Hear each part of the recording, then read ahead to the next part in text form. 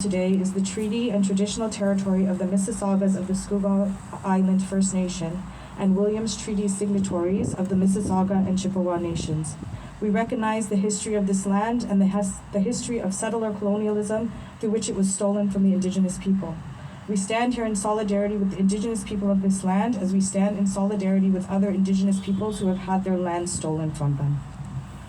Today we gather on this land for a clear purpose: to stand up against anti-Muslim hate and violence. It has been 1 week since our sister was attacked inside the Ajax Library. 1 week of what I can only imagine has been entirely sleepless nights. 1 week of unease and fear and anger within our community. Many of you have likely heard our sister's statement, her description of the attack. But for the benefit of those who have not, and as a reminder to the rest of us, I want to read it to you all. I never imagined that a visit to my favorite quiet corner of the library would turn into one of the most terrifying moments of my life. I was simply going to study, as I had many times before, when I noticed a woman murmuring and cursing. At first, I refused to believe her words were directed at me. I always assumed the best of people and never thought someone would wish harm upon me, especially when I was just sitting there, minding my own business. I tried to ignore her, even turning my chair away to avoid confrontation. But suddenly, objects were being thrown at me. I turned around, still unable to believe that this was an act of hatred. I thought maybe she was struggling with something. Maybe she needed help. I considered speaking to the librarian, but before I could do anything, the situation escalated. Out of nowhere, she violently grabbed at my hijab, yanking it in an attempt to remove it. Then she poured a liquid all over it, so much so that I could feel my scarf getting soaked. And then, to my absolute horror, she pulled out a lighter and tried to set me on fire. She kept trying, flicking it again and again, repeating her threats. I was paralyzed with shock, then overwhelmed with terror. I screamed, and thank God, security intervened just in time. But I can't stop thinking, what if the lighter had worked? What if my hijab had caught fire? The least of the damage would have been permanent burns on my face. What if the scissors and the metal object she threw at me had struck my neck instead of missing? I can't stop replaying those possibilities in my mind. Since that day, I haven't been able to sleep properly. Every time I close my eyes, the incident replays over and over again. I toss and turn, gripped by fear. I've been preparing for an important exam for a year, but I can't focus.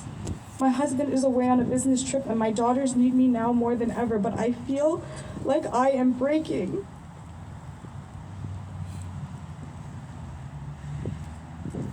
I don't feel safe for my daughters, all of whom wear hijab. I am deeply worried that if something similar were to happen again, they could become targets for hate and violence. The fear that an incident like this could happen to my daughters keeps me awake at night and shakes my confidence in the safety of our community spaces.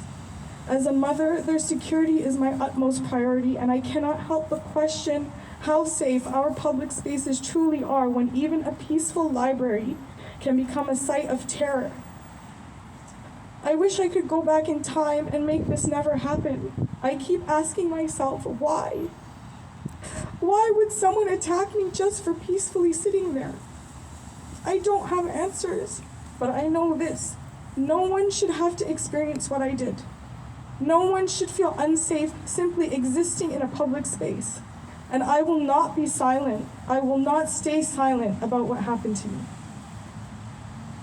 I want to pause for a moment for everyone to feel the weight of this sister's words and the weight she must be feeling on her shoulders. You can close your eyes and imagine what it must have felt like to experience what she experienced in that library. Or you can raise your hands and make a dua, a prayer for her. Whatever you do, take a moment and revisit and renew your intention for being here today.